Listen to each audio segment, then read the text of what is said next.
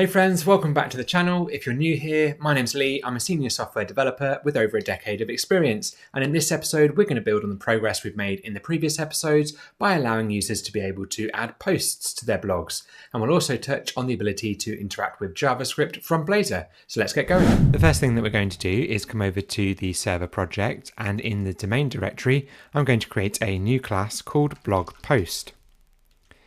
This will be our new entity which represents our blog posts in the database. So that will need an ID, which I'm going to make a GUID. And a blog post will also need the ID of the blog which the post belongs to. So I'll add a GUID for that too. A blog post should probably have a title. And we'll also need somewhere to store the main content or body of the post as well, so we'll add that. And I think it would also be useful to know when the post was created and perhaps when it was last updated. So I'll use datetime offset to correctly store the created at and updated at dates. I'll also add a navigation property to be able to link this post to a blog. So I'll add the blog that it's linked to here.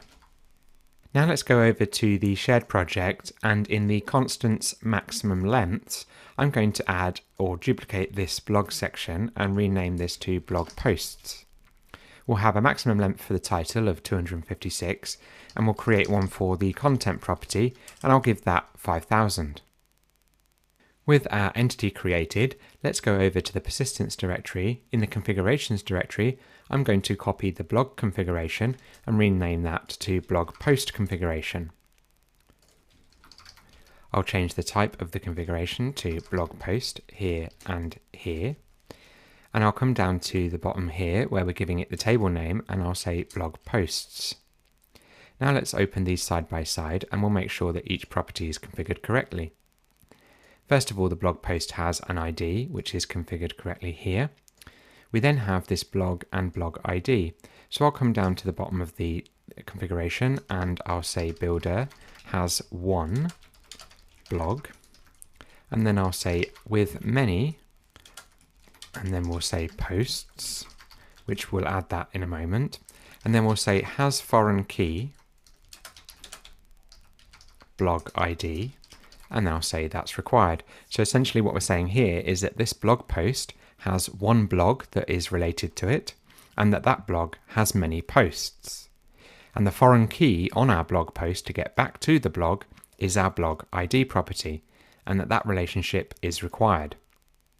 So this successfully sets up the relationship between the blog and the blog posts. So if we go over to the blog, we can then add the other side of that relationship, which on a blog will be the list of its posts. And we can also use the new collection expression here. So back over in our blog post, that is these three properties taken care of.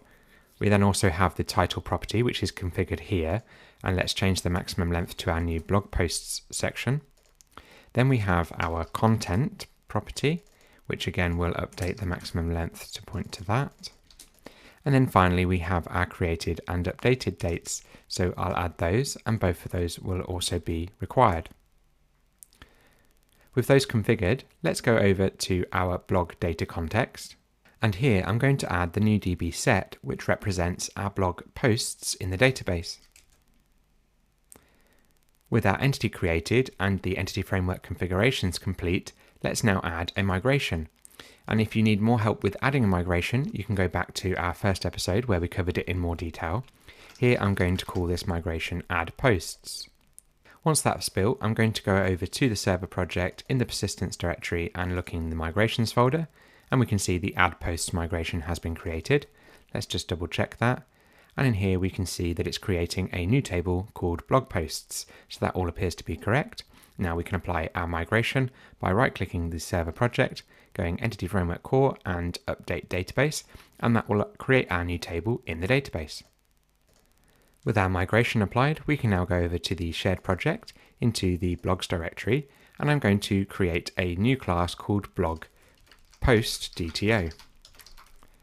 Remember from our earlier episodes that the DTO is used for transferring data from the server to the client.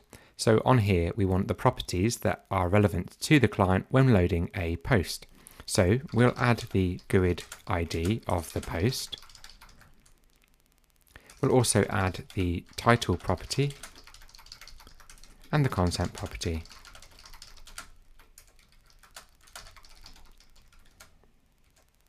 It would also be useful when displaying the post to the user to show when the post was created and perhaps when it was last updated, so we'll add those properties too. With our DTO created, let's go over to the commands directory and duplicate this add or update blog command, and I'll call this add or update blog post command. You may remember from a previous episode that the command is used when sending from the client to the server, in this case to ask it to add or update a blog post. So this needs to contain all of the information required in order to achieve that. In this case we have a nullable ID, and that's because when we add a post we won't have an ID at that stage, but if we want to update a post we'll need to specify the ID of the post to update. We'll also need the title and of course the content of the post, so we'll add that here. The created and updated dates will be handled by the server, so we don't need those in order to add or update a blog.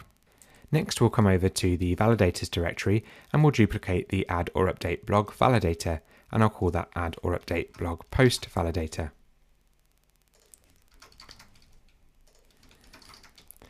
We'll also update the type of our validator to be for the add or update blog post command. Remember that the validator is where we configure the rules that the user must adhere to when adding or updating our blog post. So here we have a rule to say that the title is required, and we'll change the maximum length to our new blog post's maximum length, and we'll change the description to be content.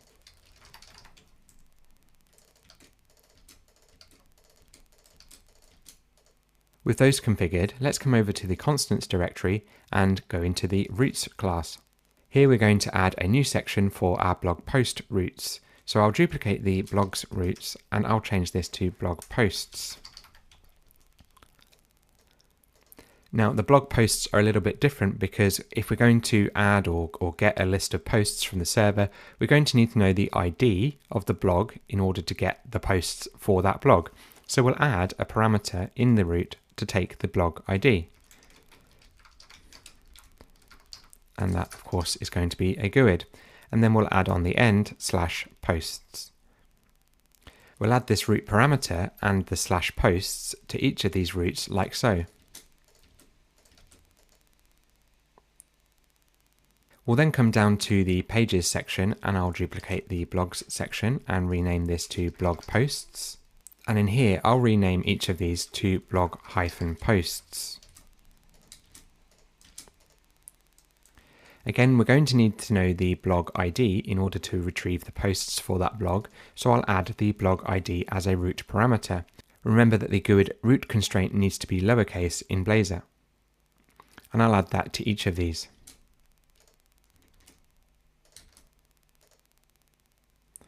I'm also going to add one additional page for the blog posts section, and that will be a view page, so I'll duplicate the edit and then rename this to view and this here. With these configured, let's close these and go over to our server and go into the controllers directory, and I'm going to duplicate the blogs controller and call this blog posts controller.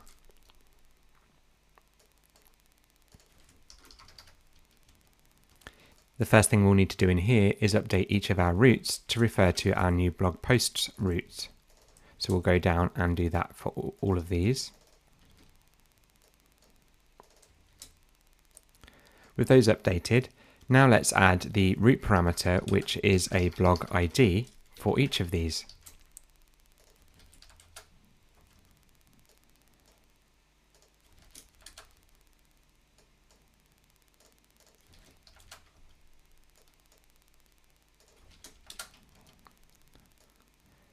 With those added, let's update the query in the getAll method.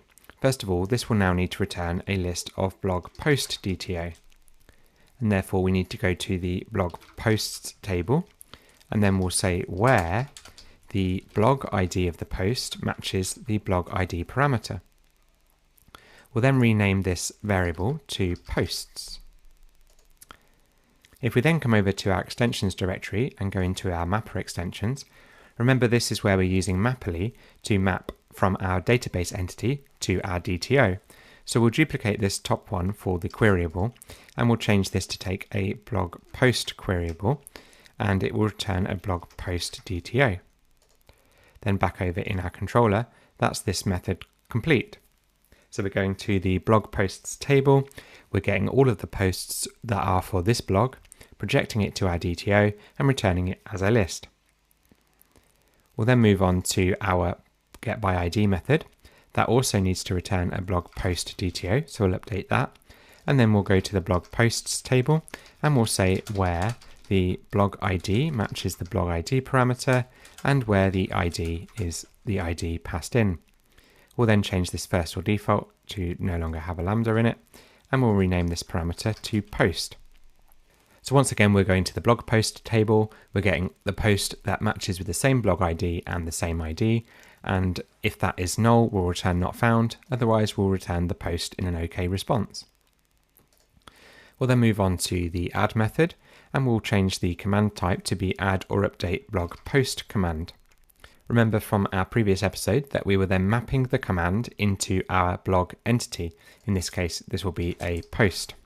So that we'll need a new mapping method for map to new blog post. So if we come over to our mapper extensions again, we'll duplicate the blog one and call this map to new blog post, and that will return a blog post from an add or update blog post command. So we'll go back over to our controller and we can see that command is now mapping to a new blog post. Remember, the mapper will map any properties which match, so in this case that will be the title and the content properties. Therefore we'll need to set the ID on the post, and we'll also need to set the blog ID using the parameter that's passed in, and also we'll need to set the created and updated dates. So in order to make sure that those are both set to the exact same date and time, I'm going to say var now equals datetime_offset.utc now. And then I'll set the created and updated dates to both point to that value. Finally, we'll add that to our posts table in the database, save it and return created. With that one complete, we'll now move on to the update method. And again, we'll change the command to add or update blog post command.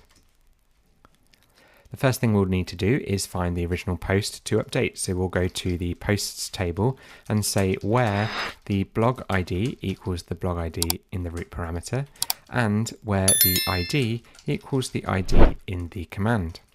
And then we'll change the ending to first or default async. So we'll then change this to existing post. And if that's not found, we'll return not found. And then we'll need to map that to an existing blog post. So let's go back over to our mapper extensions and duplicate the existing one and change that to map to existing blog post. Update the command type to be add or update blog post command and update the existing to be blog post. With that complete, we can now come back over to our controller. So again, it's going to map the properties on the command to our existing post, which will be the title and the content. We want to keep the IDs and also the created date the same. So we just need to update the updated at date. And we'll set that to UTC now and save that and return OK. Then finally, in the delete method, we'll need to find the blog post. So we'll go to the blog posts table and we'll say where the blog ID matches the root parameter and where the ID equals the ID, and we'll say first or default async. We'll rename the variable to existing post, and if that's null, we'll return not found, and then otherwise we'll remove it from the blog posts table, save the changes and return OK. With the server and the shared projects updated, we can now finally update the client. So we'll come into the pages directory and we'll go into the blogs directory, and I'm going to copy the blogs index page. I'm going to create a new directory in the page area and call that blog posts. We'll then paste the index page we copied, and the first thing we'll need to remember to do is update our root parameter. So we'll change this to be blogposts.index. Remember that this root now has a root parameter of blog ID. So we'll come down to the code section and we'll add a parameter that matches.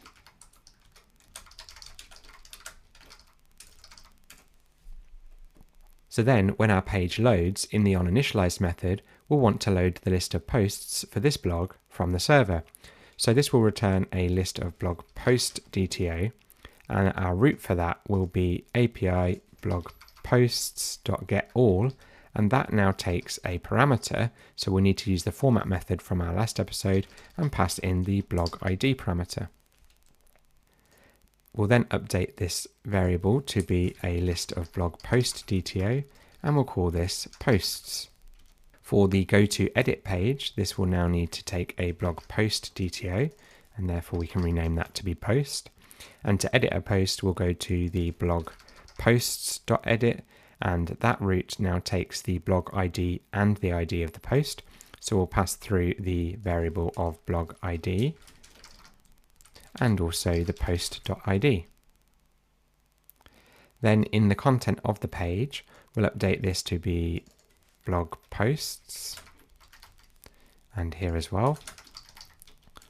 For the add button, that will now need to go to blogposts.add, and that takes the blog ID. So we'll add format blog ID, and we'll rename the button to add post. Then if the posts are null, we'll show loading, otherwise we'll show the table, and that has ID, title, and we don't have a description. We probably don't want to show the content because that's probably going to be too long to show in the table. So for now, I'll just add the created date. We'll rename this variable to be post, and we'll have the ID, title, and then we'll add the created at date. With the index page complete, I'm going to come over to the blogs directory where we have this components add or update blog form. I'm going to copy the components directory and paste that into the blog post section.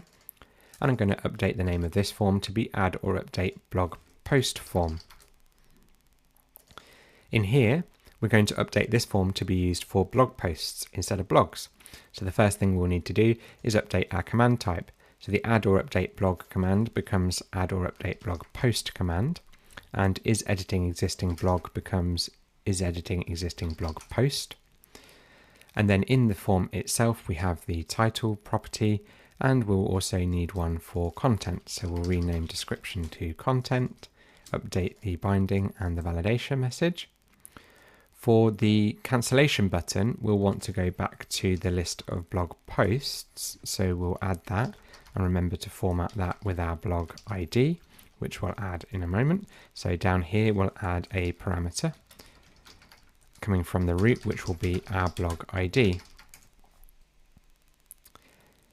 And then finally, in the onValidSubmit method, when we submit our blog post to the server, we want to make sure we're now posting that to our blog posts.update and our blog posts.add. Both of these now take a blog ID in the root parameter, so we'll add format and then blog ID to ensure that that's provided. And then finally, if that's successful, we now want to go back to the blog posts.index, which also takes the blog ID. With that created, we can now add our add page. So I'll copy the one from the blog section into the blog posts. And the first thing we'll need to do there is update the root to be blog posts.add. And of course, that has the blog ID parameter. So we'll come down and create a code section, add a parameter of blog ID. We'll then update the page title to add post, as well as this h3 here to add post. And we'll need to update our component to be add or update blog post form. And the command type is add or update blog post command. Add the reference for our new component and remove the reference for the old one. And if we come back over to our blog post form, we can make sure that this blog ID is required by adding an additional attribute of editor required. Back over in our add page, you can see that we now have a warning if we don't provide the blog ID. So we'll pass through our blog ID parameter. With the add page complete, we'll now duplicate the edit page and bring that into blog posts. first thing to do will be update the root parameter, so we'll call that BlogPosts. And we already have an ID parameter, but we'll add one for the blog ID as well. We'll then change the page title to edit post, and here as well. We'll change the command type to add or update blog post command, and the component to be the add or update blog post form. Bring in the new reference for that and remove the old one. We'll then need to pass through the blog ID parameter. And then finally, when the edit page loads, we need to go and get the existing post to allow the user to edit it. So we'll change this to be blog posts get by ID, and that takes the blog ID and the ID of the post. So we'll pass through the blog ID first and then the ID. And we'll say get from JSON, that will now need to be a blog post DTO. And this will now be post. And if that post is null, then we return. Otherwise, we'll map that to our command.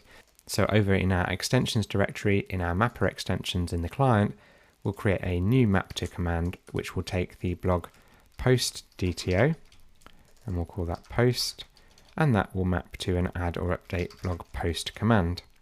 With those pages complete, the last thing to do will be to add a button in the blogs page. In the index table, we need a button to be able to now get to the posts for that blog. So in the blogs table, next to the edit button, I'm going to duplicate that and change this to posts. And we'll create a method here, go to posts page.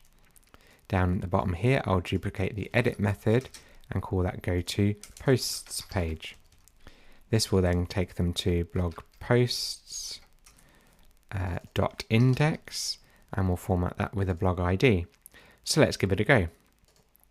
With that running, let's go to the URL, and over in our app, let's go to the blogs page, and we can see I have this test123 blog created, and we have now a posts button. So let's go in there, and we can see our list of posts. We don't have any yet, so let's try and add one.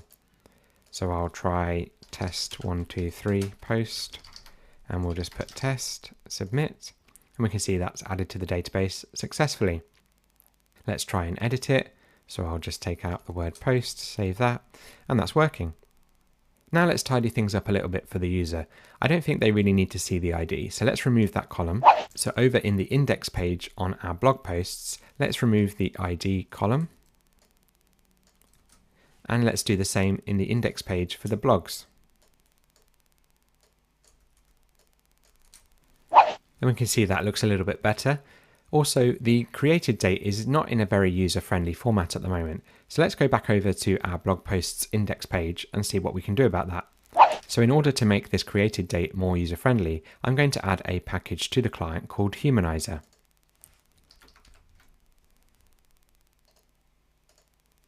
With the package installed, we can now say .humanize on the end of our date.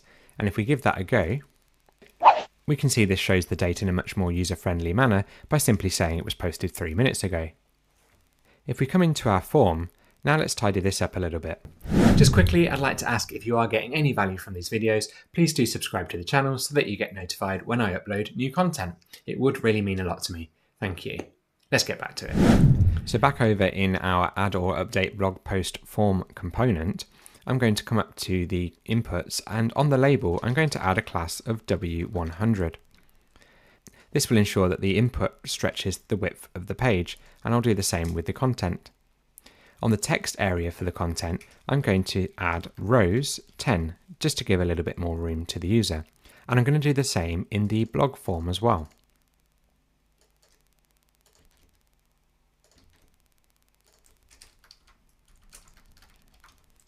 Let's try that. And that certainly makes the form look a lot cleaner. Now let's add a button to be able to delete a post.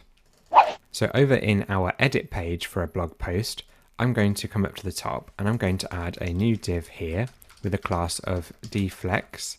I'm going to say align items center, and I'm going to say justify content between. I'll then move the edit post title into the div, and on the other side, I'm going to add a button, which I'll add a class of button, outline danger, since it's going to be a delete button, and we'll say on click, we'll go to delete async, and then I'll add the word delete inside the button.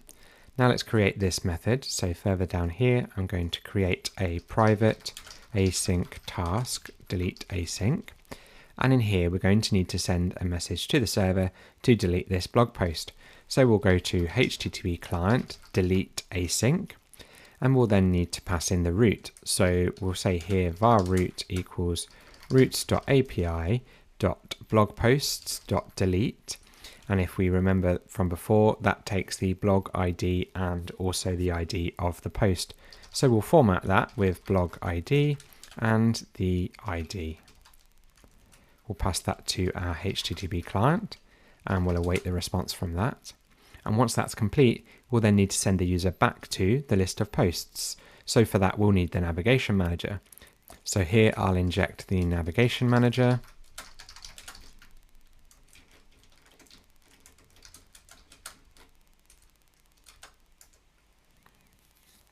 And then after the delete, we will go to navigation manager.navigate to, and we'll say roots.pages.blogposts.index, and we'll format that with the blog ID. Let's give that a go. So back over on the edit page, I can now see we have a delete button. If I click that, it has deleted my post and taken me back to the list of posts. However, we should probably confirm with the user that they actually want to delete the post, just in case they accidentally click the button. So let's go back over to the edit page. And just before we delete, let's show a confirmation dialog to the user. Now, there are a number of packages you could add to do this, or perhaps you could create your own component. However, for this tutorial, I'm going to use the simple confirmation dialog built into JavaScript, because this allows me the opportunity to show you how to interact with JavaScript from Blazor. So far, we haven't had to interact with any JavaScript. It's all written in CSharp, which is one of the reasons that I like Blazor. However, there will be times where you might need to interact with your own JavaScript or a third-party library. And we can do that by injecting the IJS runtime. So let's say inject public IJS runtime, and I'm just going to call that JavaScript runtime. Then in our delete method, I'm going to say JavaScript runtime.invoke async. And here we want the return type of the method, which will be a true or false. So I'm then going to pass in the name of the JavaScript method that we want to invoke, which in this case is just confirm. Then after that, we just need to pass in the parameters for that method, which in this case is just the text of the confirmation dialog. So I'll ask the user, are you sure you wish to delete this post? We'll await that and put the response into a variable called confirmed. Now this JS runtime also has an invoke void option if you're calling a JavaScript method that doesn't have a return type. Simply then I will just check if they did not confirm, we will just return. So let's give that a go. So back over in our app, I'll add a post. We'll go into it and I'll try deleting it. There we are, we have our confirmation dialog, and if I press cancel, nothing happens. And if I press OK, it deletes. The final part for this episode will be to create a view page where users can view the post without the add and edit buttons and so on. So let's go back over to our code, and I'll stop the project, and in the blog posts section, I'm going to create a new component and call that view. I'll then come over to the add page and I'll copy the page titles and the root attribute and paste those into our view component. And I'll change the root to be view. Remember that the root has a parameter of blog ID and also an ID. So I'll add a parameter here, which will be ID, and we'll add one for blog ID as well. We'll then change the page title to view post, and here as well. So we'll then need to load the post from the server when the page loads. So to do that, we'll need to inject the HTTP client.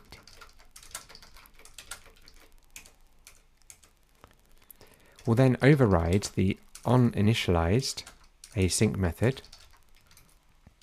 And in here, we'll use the HTTP client to get from JSON async, and that will return a blog post DTO.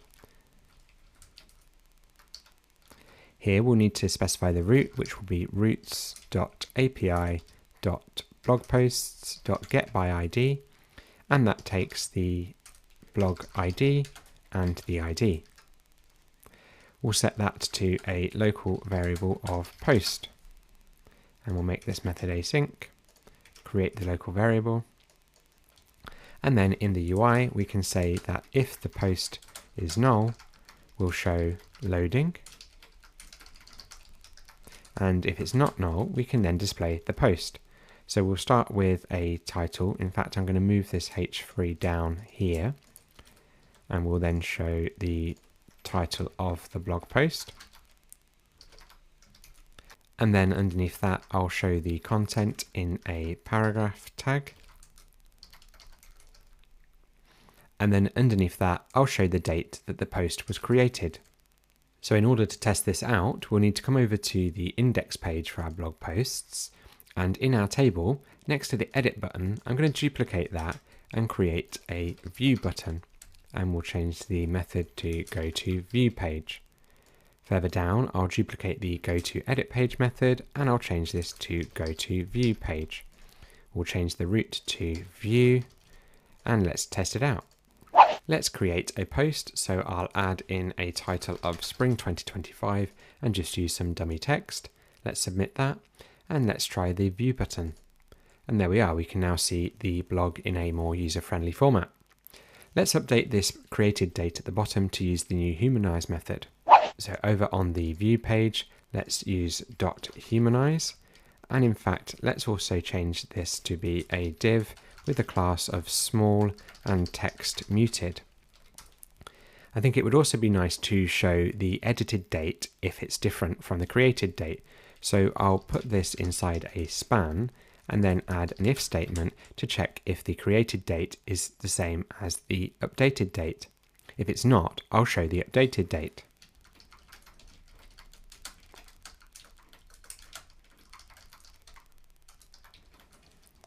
Here I'll add another span with a comma and then say updated at post.updated@.humanize.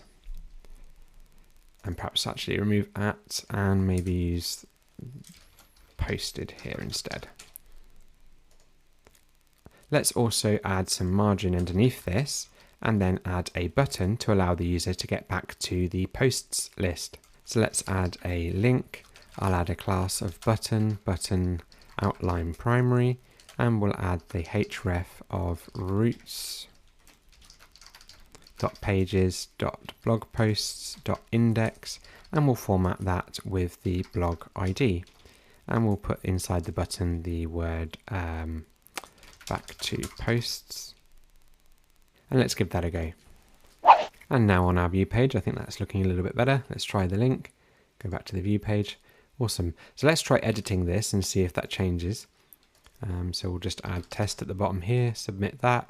And if we go to the view page, we can see it was posted 2 minutes ago, updated 1 second ago.